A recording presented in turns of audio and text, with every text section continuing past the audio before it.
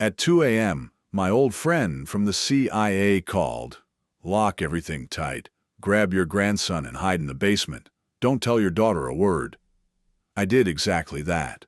Then, peeking through the window, I saw my son-in-law handing a folder to a black van with no plates.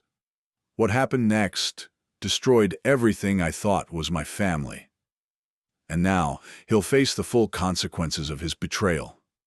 Before continuing, subscribe to the channel and write in the comments what time it is in your region right now. My name is Howard Bennett, I'm 68 years old, and I live in Falls Church, Virginia, a quiet suburb just outside Washington, D.C. I spent 32 years as a military linguist for the Defense Intelligence Agency, translating documents that most people will never know existed.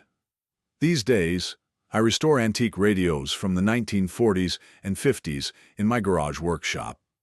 I thought retirement would be peaceful. I thought wrong. My daughter Megan moved into my house 3 years ago. She brought her husband Derek and their 7-year-old son, Ethan. Just for a few months, Dad, she said. Derek's between consulting contracts. We need to save up. I remember the Megan from before Derek. She used to call me every Sunday just to talk. She'd bring homemade cookies during the holidays. She laughed easily. That Megan feels like a stranger now. Derek Morrison is 38, handsome in that polished way that makes you check your wallet. He works as a government procurement consultant. At least, that's what his business cards say. He wears $400 shirts and drives a leased BMW. The first time I met him, he shook my hand like he was measuring it for a coffin. Howard, he said.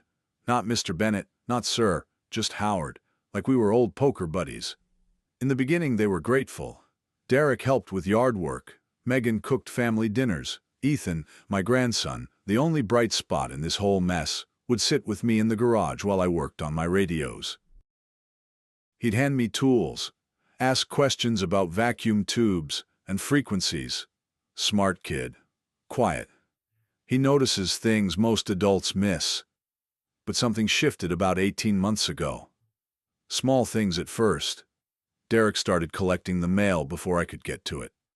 Saving you the walk, Howard, he said with that smile of his.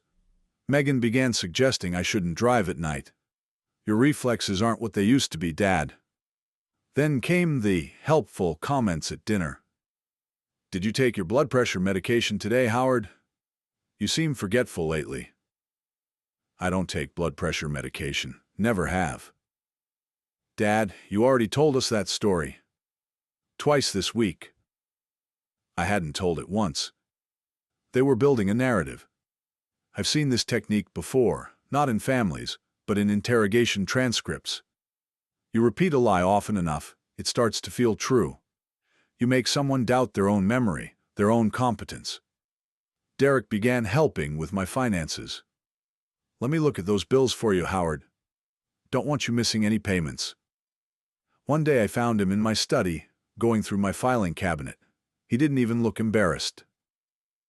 Just organizing things, he said. This place is a mess. My house, my files, my mess. Megan took his side. Of course she did. Derek's just trying to help, Dad. You should be grateful. Grateful. That word started appearing a lot. I should be grateful they were there. Grateful someone was looking after me. Grateful I wasn't alone. My house has 4 bedrooms.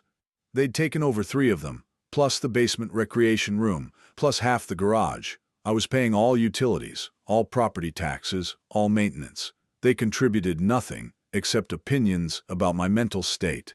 The discovery happened on a Tuesday evening about 2 weeks ago. I needed to print a parts list for a Zenith transoceanic I was restoring. The printer is in the upstairs hallway. Derek insisted on moving it there from my study. More convenient for everyone, Howard. The paper tray was empty, so I opened the output tray to refill it. That's when I found the documents someone had printed and forgotten to collect. The first page was a petition. In the matter of Howard James Bennett, petition for appointment of guardian and conservator. I read it 3 times to make sure I understood. My daughter was petitioning the Fairfax County Circuit Court to have me declared legally incapacitated. According to the document, I suffered from progressive cognitive decline and was unable to manage his personal and financial affairs. Attached were medical reports. Dr. Raymond Chen, a name I'd never heard, had apparently examined me twice in the past 6 months and documented significant memory impairment and poor judgment. There were dates, clinical observations, test results. All of it fabricated, all of it signed and notarized. The filing date was 2 weeks away, April 7th. If approved, Megan would become my legal guardian. She would control my bank accounts, my property, my medical decisions. She could sell my house, valued at $1.2 million in this market. She could access my savings, $230,000 I'd accumulated over 32 years of government service. I stood there in the hallway, holding papers that described a version of me that didn't exist. A confused old man who needed protection from himself. Downstairs I could hear Derek laughing at something on television. Megan was in the kitchen loading the dishwasher, normal sounds of a normal evening. I put the documents back exactly where I found them. I walked to my bedroom, closed the door, and sat on the edge of my bed for a long time. They were trying to erase me. Legally, financially, completely. And they were 2 weeks away from succeeding. I spent 32 years analyzing intelligence reports, identifying patterns, recognizing threats before they materialized. I translated documents from people who made deception an art form. And I'd missed the enemy living under my own roof. But here's the thing about intelligence work. It teaches you patience. The best analysts don't react immediately. They gather information, they identify weaknesses, they wait for the right moment. Derek and Megan thought they were hunting a confused old man. They had no idea what they'd actually cornered. I didn't sleep that night. I lay in my bed, staring at the ceiling, listening to the house settle around me. Derek's snoring drifted through the walls. The refrigerator hummed downstairs. Normal sounds. Ordinary night. Except nothing would be ordinary again. By morning I had a plan. Not a complete one, that would come later. But the beginning of a framework. The first rule of intelligence work. Never act on incomplete information. Before I could respond, I needed to understand exactly what I was dealing with. I remembered something from decades ago, back when I was still new at the DIA. My supervisor, a woman named Colonel Patricia Hayes, called me into her office after I'd rushed a translation and missed a critical detail. "Bennett," she said, "an amateur sees a threat and panics. A professional sees a threat and takes notes. Which are you going to be?" I never forgot that lesson, and I wasn't about to forget it now. That morning I told Megan and Derek I was going to see an old friend in Alexandria. Derek barely looked up from his phone. Megan nodded absently. They'd stopped paying attention to my movements months ago. Why would they? In their minds I was already half gone. Instead of Alexandria, I drove to Arlington. Patricia Kelly's law office was on the 3rd floor of a renovated building near the courthouse. She specialized in estate law and guardianship disputes. I'd found her name through careful research the night before, reading reviews and court records until 3 in the morning. She was a trim woman in her early 50s, with sharp eyes and no patience for small talk. I liked her immediately. "Mr. Bennett," she said, after I'd explained everything, "what you're describing is guardianship fraud. If those medical reports are fabricated, and it certainly sounds like they are, your daughter and son-in-law are committing multiple felonies. Forgery, fraud, attempted theft. Can I stop it?" "You can do more than stop it. You can destroy their entire case." She pulled out a legal pad. "But we need to be strategic. Right now, they don't know you've discovered their plan. That's your biggest advantage. The moment they realize you know, they'll accelerate. They might file early, claim you're having a crisis. We need to build our defense before they know there's a war." She outlined the steps. First, I needed my own medical evaluation. From a board-certified geriatric psychiatrist who could document my actual mental state. Second, I needed evidence. The forged documents, any communications between Derek and this Dr. Chen, financial records showing their motives.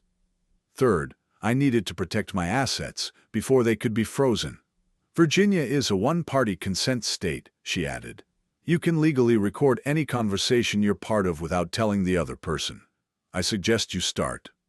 I drove home with a recording app on my phone and a small digital camera I'd bought at a pharmacy. That evening I photographed every page of the guardianship petition, while Derek and Megan watched television downstairs. I remembered the day Megan was born. I'd been stationed at Fort Meade, working 18-hour days on a project I still can't discuss. Her mother called me at the office. It's time. I drove 90 miles per hour and still almost missed it. She was so small, so perfect. I held her in the hospital room, this tiny person who trusted me completely, and I made a promise. I would always protect her. I would always be there. Now, that same daughter was trying to have me declared incompetent. She was signing documents that would strip away my autonomy, my dignity, my home. She was doing it for money. Where had I failed? When had I lost her? The memories came unbidden. Megan at 6, bringing me breakfast in bed on Father's Day. Burnt toast and orange juice, the best meal I'd ever eaten. Megan at 14, crying about a boy who didn't know she existed. Dad, am I ugly? You're beautiful, sweetheart. He's just too young to see it. Megan at 22, graduating from college, looking at me from the stage with such pride. That girl was still in there somewhere. She had to be. But Derek had found her weaknesses, her desire for security, her fear of failure, and exploited them. He'd isolated her from friends, from her sense of self. He'd made her believe that his ambitions were more important than her conscience. I didn't hate my daughter. I pitied her, but pity wouldn't stop me from protecting myself. The following week moved quickly. Dr. Sarah Okonkwo, the geriatric psychiatrist Patricia recommended, examined me for 3 hours. Memory tests, cognitive assessments, detailed conversations about my daily life, my finances, my decision-making. Mr. Bennett, she said when we finished, I'll stake my professional reputation on this. You are as mentally sharp as anyone I've examined this year. Sharper than most. Whoever wrote those fake reports picked the wrong target. I also hired a private investigator named Marcus Webb. Ex-cop, now working corporate fraud cases. I met him at a coffee shop called The Daily Grind, about 2 miles from my house. What do you need? He asked. Everything about Derek Morrison. Financial history, business dealings, associates. I want to know what he owes and who he owes it to. Webb nodded. This connected to something bigger than family drama? Maybe. I won't know until I see what you find. The investigation would take time, but I was already forming theories. Derek's consulting business was barely profitable. I'd seen enough of his paperwork to know that. Yet, he spent money like he was printing it. Either he had another income source, or he had serious debts. Either option was useful. I was starting to feel like myself again, not the confused old man they'd tried to create, but the analyst who'd spent 3 decades finding patterns in chaos. The observer who noticed details. The professional who didn't panic when he saw a threat. Megan and Derek had made a critical error. They'd assumed that age meant weakness, that retirement meant irrelevance. They'd underestimated me because it never occurred to them that I might be dangerous. I was in my garage workshop, soldering a connection on a 1952 Motorola, when my phone rang. The clock on the wall read 2:17 a.m. The caller ID showed a number I hadn't seen in 8 years. Howard, the voice was rough, urgent. It's Russ Crawford. Russell Crawford and I had worked together at the DIA for 15 years. He'd moved to a private intelligence firm after retirement. One of those shadowy outfits that did contract work for agencies that needed deniability. Russ, what's going on? Listen to me very carefully. Don't ask questions. Do exactly what I say. His voice was tight, controlled. The voice of someone delivering operational instructions. Lock every door in your house right now. Then get your grandson and go to your basement. Don't tell your daughter. Don't tell your son-in-law. Just do it. Russ, what? Trust me, Howard. This is not a drill. Do it now, and stay by the basement window. You're going to want to see what happens next. The line went dead. I looked at the Motorola on my workbench. Then I walked into the house and started locking doors. The house was quiet except for Derek's snoring from upstairs. I moved through the darkness, checking each door, each window. Front door, locked. Back door, locked. Side entrance from garage, locked. My hands moved automatically, muscle memory from decades of security protocols. Ethan's room was at the end of the hallway, next to Megan and Derek's master bedroom. I eased the door open. My grandson was sleeping on his side, clutching a stuffed dinosaur he'd had since he was 3. The nightlight cast soft shadows on the wall. "Ethan," I whispered, touching his shoulder. "Wake up, buddy. It's Grandpa." His eyes opened immediately, not groggy, not confused, alert. This kid had inherited more than my eye color. "What's wrong?" he asked quietly. "Nothing's wrong. We're going to have an adventure, like spies. But we have to be very quiet. Can you do that?" He nodded, already sliding out of bed. No questions. No complaints. 7 years old, and he understood more than most adults about when to trust and when to ask questions later. We crept down to the basement. I'd converted half of it into a storage area years ago, but the other half still had the old recreation room setup, a couch, some shelves, a small window at ground level that looked out toward the driveway. "Sit here," I told Ethan, positioning him on the couch with a blanket. "Stay quiet. Watch." I moved to the window, crouching low. The glass was dirty, but I could see the front yard clearly in the moonlight. The street beyond. The neighbor's house with its porch light on. For 20 minutes nothing happened. Ethan fell asleep on the couch, his breathing soft and regular.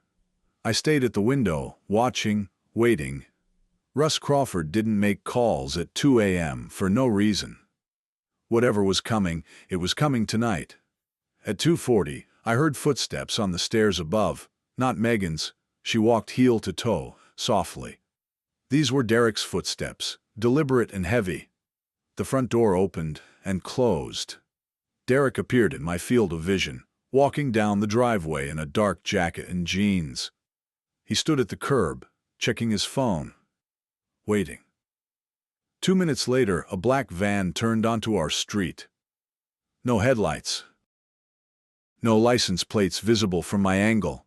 It pulled up silently beside Derek. The side door slid open. A figure inside, I couldn't see details, extended a hand. Derek passed over a thick manila folder. "Documents." Then the figure handed Derek a white envelope. Derek tucked it into his jacket. No words exchanged. The whole transaction took less than 30 seconds. The van pulled away. Derek walked back toward the house, pausing at the door to look around, checking for witnesses. Then he disappeared inside. I sat in the darkness of my basement, processing what I'd just seen. This wasn't about the guardianship petition. This wasn't even about my house or my money. Derek was involved in something else entirely, something that required midnight meetings and unmarked vehicles and exchanged documents. I checked on Ethan, still sleeping peacefully, then settled into an old armchair to wait for dawn. The next morning I called Russ from my garage workshop with the door locked. "What did you see?" he asked without preamble. I described the van, the exchange, the envelope. "What am I looking at here, Russ?" A long pause. "Howard, what I'm about to tell you doesn't leave this conversation. Understand?" "Understood." "I still have contacts in certain agencies. One of them reached out to me last week. The FBI's been tracking a group involved in government contract fraud. Fake consulting firms that bill federal agencies for work that's never performed. Shell companies, forged invoices, the whole package. The investigation's been going on for 18 months. And Derek? His name appeared in connection with one of the shell companies 3 days ago. Morrison Consulting Group. His firm processed payments for a company called Apex Federal Solutions. Apex doesn't exist. It's a front. I felt something cold settle in my stomach. How deep is he? Deep enough that he's meeting with these people at 2 a.m. outside your house. Deep enough that you need to be very careful, Howard. These aren't violent people, but they're not amateurs either. And Derek, he doesn't know you know anything. Let's keep it that way. Can you help me officially? No, I can't involve myself directly. Too many complications with my current work. But I can give you what I have: time and information. You know what he's doing now. Use it. After we hung up, I sat in my workshop, surrounded by half-restored radios, thinking about layers. Derek wasn't just trying to steal my house. He was using my identity, my address, possibly my social security number, as part of a federal fraud scheme. That's why he needed me declared incompetent. It wasn't just about the money. It was about control. About being able to sign documents in my name without anyone questioning it. The guardianship petition suddenly made horrifying sense. I picked up a screwdriver and began working on a 1954 RCA Victor. My hands needed something to do while my mind assembled the pieces. Derek Morrison thought he was playing chess against a senile old man who didn't know the board had been set. He had no idea I'd been watching the game from the beginning. The following week, I moved fast, but carefully. Every action calculated, every decision documented. First, I opened a new bank account at a different branch, one Derek didn't know existed. I transferred $150,000 of my savings, leaving $80,000 in the original account. Enough to look normal. Not enough for them to steal everything if they moved before I was ready. Second, I changed the locks on my garage workshop. Simple explanation ready, if anyone asked. The old lock was sticking. Derek didn't have a key to the new deadbolt. Third, I installed 3 small security cameras. One in the garage, covering my workbench and filing cabinet. One in my study, hidden inside an old radio I kept on the bookshelf. One in the hallway outside my bedroom. The feeds went to my phone. I could watch my own house from anywhere. Marcus Webb, the private investigator, called me 4 days after the van incident. We met at the Daily Grind again. Same corner booth, same black coffee. You were right to be suspicious, Webb said, sliding a folder across the table. Derek Morrison owes $340,000. Casino debts mostly, Atlantic City, a few trips to Vegas. But also private lenders. The kind who charge 30% interest and don't send polite reminder letters. I opened the folder. Bank statements. Credit reports. A list of creditors that read like a warning label. His consulting firm is barely breaking even, Webb continued. He's been pulling money from somewhere else to cover minimum payments, but he's falling behind. Another 6 months, maybe less, and the whole house of cards collapses. What about Apex Federal Solutions? Webb's eyebrows rose slightly. You know about that? I know enough. Then you know it's not my territory. That's federal, FBI. If Morrison's involved with fake government contracts, he's not just in debt, he's looking at prison time. I thanked Webb and paid his fee in cash. Outside the coffee shop, I sat in my car for 10 minutes, reading through the documents. Derek Morrison wasn't a clever criminal. He was a desperate man who'd made a deal with people smarter and more ruthless than himself. He was drowning, and he'd decided to use my house as a life raft. The sympathy lasted about 3 seconds. When I got home, Megan was waiting in the kitchen with her arms crossed. Derek stood behind her, leaning against the counter with that practiced, casual stance of his.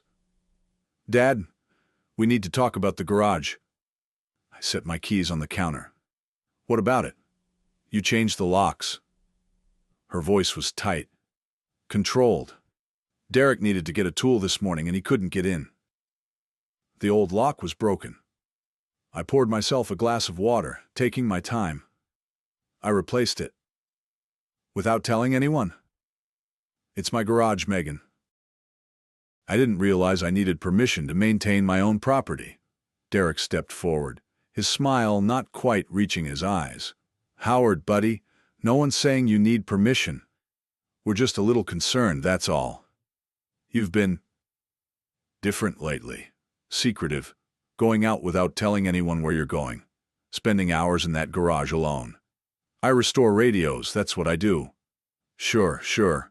But Megan and I were thinking, maybe it would be good for you to see someone, a doctor, just to make sure everything's okay up here. He tapped his temple. There it was, the acceleration Russ had warned about. They'd noticed the changes. They were nervous, and nervous people make mistakes. A doctor, I repeated. Like that Dr. Chen who apparently examined me twice last year? The silence that followed was beautiful. Derek's face went through a fascinating transformation. First confusion. How could I know that name? Then understanding. I'd found the documents. Then, finally, fear. His skin actually paled, the blood draining from his cheeks like water from a sink. Megan's reaction was different. Her eyes widened, then narrowed. Her jaw tightened. She was calculating, trying to figure out how much I knew, how much damage had been done. Dad, she started. Here's what's going to happen, I said, keeping my voice calm, conversational even. You're going to schedule this family meeting with whatever doctor you had in mind. I'll attend, we'll talk, and then we'll see where things stand. Derek found his voice. Howard, I don't know what you think you found, but I didn't say I found anything. I smiled. I just asked about Dr. Chen. Interesting that you both reacted like I'd pulled a pin from a grenade. I walked past them toward my study, feeling their eyes on my back. At the doorway, I paused. Oh, and Derek? The garage stays locked. If you need a tool, ask me. That's what families do, right? They ask. I closed the study door behind me and allowed myself a small moment of satisfaction. The look on his face when I mentioned Dr. Chen, that wasn't the expression of a confident man executing a clever plan.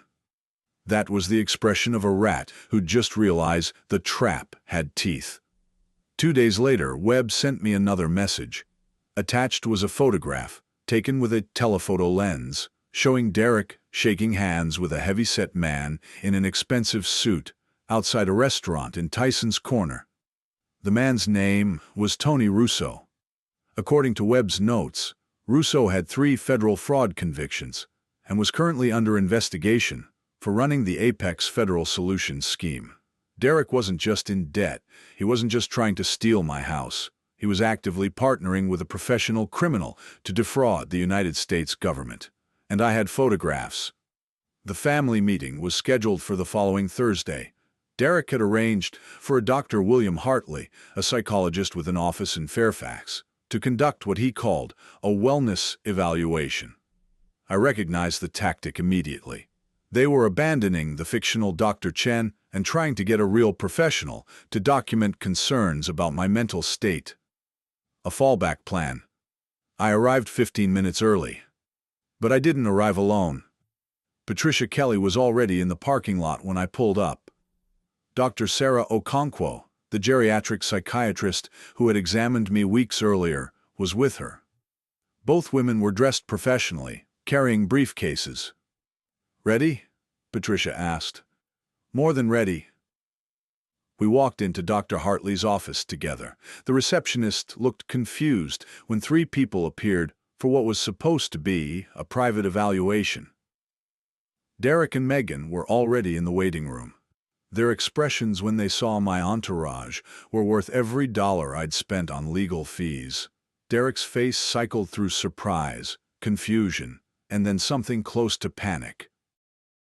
His jaw went slack for a moment before he caught himself. Megan gripped the armrest of her chair so hard, her knuckles turned white. "Dad, what is this?" Megan managed. "This is my attorney, Patricia Kelly," I said pleasantly. "And this is Dr. Sarah Okonkwo, a board-certified geriatric psychiatrist. I thought if we're going to discuss my mental state, we should have qualified professionals present. Fair is fair." Dr. Hartley emerged from his office, clearly not expecting a crowd. Patricia stepped forward and handed him a business card. "Dr. Hartley, I'm representing Mr. Bennett. Before any evaluation proceeds, I need to inform you that my client has already undergone a comprehensive psychiatric assessment with Dr. Okonkwo. Her report, which I have here, confirms Mr. Bennett is fully competent and shows no signs of cognitive decline." She pulled a thick folder from her briefcase and handed it to him. Dr. Hartley scanned the first page, then the second. His eyebrows rose. "This is quite thorough," he said. "Dr. Okonkwo is thorough," Patricia replied. "She's also prepared to testify in court if necessary. Which brings me to my second point." She turned to face Derek and Megan. From her briefcase she produced 2 envelopes. "These are official notices of termination of tenancy.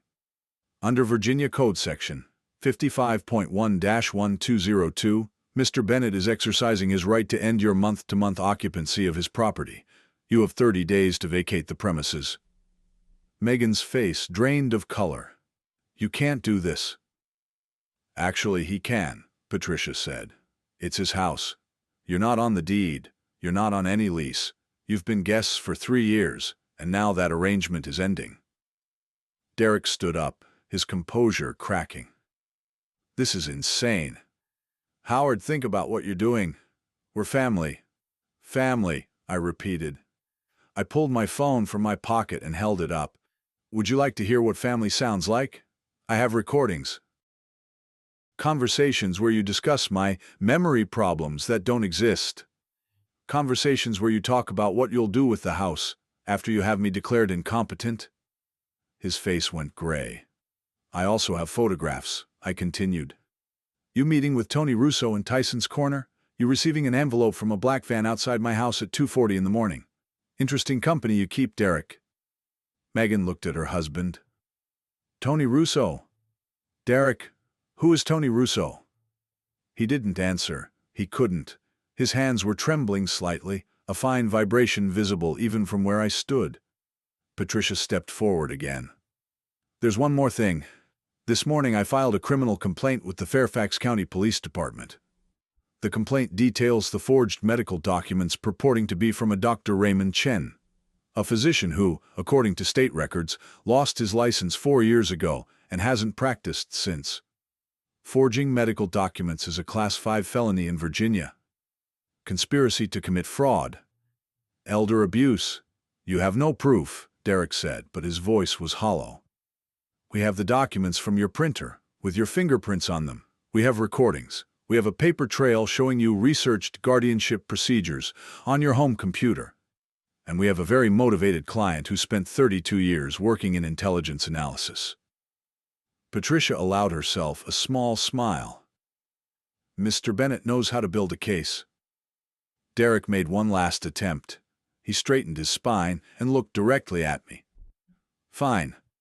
You want to play hardball, Howard? Let's talk about your past. Your classified work.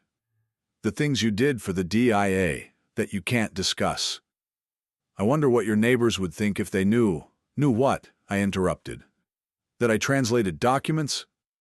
That I had security clearances? That's not a secret, Derek, it's a career. Everything I did was legal, authorized, and documented." I took a step closer to him. "Can you say the same about Apex Federal Solutions?" He flinched like I'd struck him.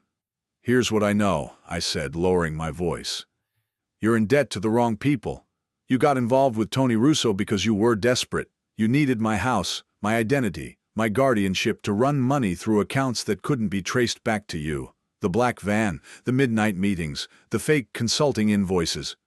It's all connected." His face had turned the color of old paper. "I don't have proof you committed federal crimes," I continued. "But I know people who do. And they're very interested in your friend Russo. As if on cue, my phone buzzed. A text from Russ Crawford. It's happening. FBI moving on Apex today. I showed Derek the screen. He read it twice, his lips moving silently. Somewhere in the distance I heard sirens. That would be for your office, I said. Tyson's Corner, right? I imagine they have a warrant. Derek's legs seemed to give out. He sat down heavily in the nearest chair, staring at nothing. Megan stood frozen, looking between her husband and me, her world visibly crumbling. 30 days, I said to her. Use them wisely. I walked out of that office, into the afternoon sunlight, Patricia and Dr. Okonkwo beside me. Behind us I could hear Megan starting to cry, and Derek making frantic calls on his phone. For the first time in months, I felt like myself again. The weeks that followed moved like a river finally breaking through a dam. The FBI raid on Derek's office made the local news. Tony Russo was arrested 3 days later at a hotel in Baltimore, trying to flee to Canada. The Apex Federal Solutions Scheme had defrauded various government agencies of $2.3 million over 18 months. Derek's name appeared in the indictment as a co-conspirator. His attorney negotiated a deal. In exchange for full cooperation and testimony against Russo, Derek would plead guilty to wire fraud and receive 18 months in federal prison instead of the 10 years he was facing. He took it without hesitation. I watched the court proceedings from the gallery. Derek stood before the judge in a cheap suit.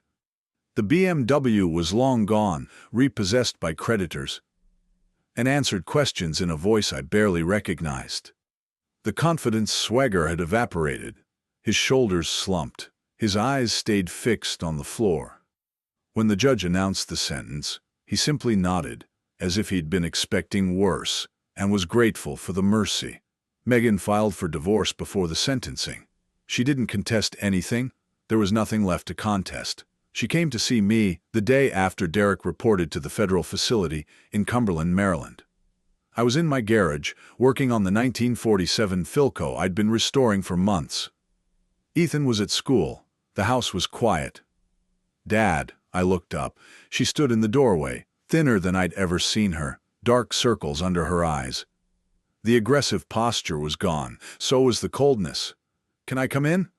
I nodded toward the workbench stool. She sat down, folding her hands in her lap like a child called to the principal's office. "I don't expect you to forgive me," she said. "I know what I did, what I almost did. I was going to let him, we were going to—" Stopped, unable to finish. "Steal my house. Have me declared incompetent. Use my identity for federal fraud." I set down my soldering iron. "Yes, I know. I didn't know about Russo, about the fraud scheme, I swear I didn't. But you knew about the guardianship petition, the fake medical reports?" She was silent for a long moment. Then, very quietly, "Yes." I watched my daughter, this stranger who had once been my little girl, and tried to find the rage I'd felt for months. It was still there, somewhere, but it had cooled into something else. Not forgiveness, not yet, but something adjacent to it. "Derek is a manipulator," I said. "He found your weaknesses and exploited them. Your fear of failure, your desire for security. He isolated you from everyone who might have helped you see what was happening." Her eyes filled with tears. "That doesn't excuse—" "No, it doesn't. But it explains some of it." I leaned back in my chair. "Here's what I've decided, Megan. You're not moving back into this house. That chapter is closed. But I'm not cutting you out of my life either. If you want to rebuild something with me, there are conditions." She looked up, surprised. "Conditions?" "Therapy, real therapy, with a licensed professional for at least a year. You need to understand how you got to the point where you could sign documents designed to destroy your own father, and you need to make sure it never happens again." "I'll do it. I'll do anything." "You'll also need to find your own place, your own job, your own life, not Derek's life, yours." She nodded, tears streaming down her face now. "What about Ethan?" "Ethan stays with me for now. He needs stability, and you need time to get yourself together. You can see him whenever you want. I won't keep him from you, but this house is his home base until you're ready. That's more than I deserve. Probably. I allowed myself a small smile. But he's my grandson. And despite everything, you're still my daughter. I spent 32 years protecting this country from threats. I can spend a few more years helping you become the person you used to be. She reached across the workbench and took my hand. Her grip was desperate, grateful, fragile. Thank you, Dad. Don't thank me yet. You've got work to do. 3 months later, Megan had an apartment in Alexandria and a job as an administrative assistant at a nonprofit. It wasn't glamorous, but it was honest. She saw a therapist twice a week. She visited Ethan every weekend. Slowly, carefully, something that resembled a relationship began to grow back between us. Derek served his full 18 months. I never visited. I never wrote. As far as I was concerned, he had ceased to exist the moment I saw that guardianship petition in my printer tray. One evening in late summer, I was in the garage finishing the Philco restoration. Ethan sat on the stool beside me, holding a pair of needle-nose pliers like a surgical instrument. "Grandpa, is this the right wire?" I examined his work. Careful, precise. The kid had a gift. "Perfect. Now connect it to that terminal there, gently." He made the connection. I plugged in the radio and turned the dial. For a moment, nothing. Then, static. Then, slowly, the warm sound of old jazz filled the garage. Tommy Dorsey, I think, or maybe Glenn Miller. The kind of music that made you believe the world still made sense. Ethan's face lit up. "We did it. It works." I put my hand on his shoulder and smiled. "You see, Ethan, old things still work just fine. You just have to know how to treat them." He grinned at me, and for the first time in a very long time, I felt like the future might actually be worth looking forward to. The radio played on, filling the garage with sounds from another era. A better era, maybe. Or maybe just a different one. Either way, I was still here. Still standing. Still me. And that was enough. If you liked this story, please like this video, subscribe to the channel, and share your impressions of this story in the comments. To listen to the next story, click on the box on the left. Thank you for watching.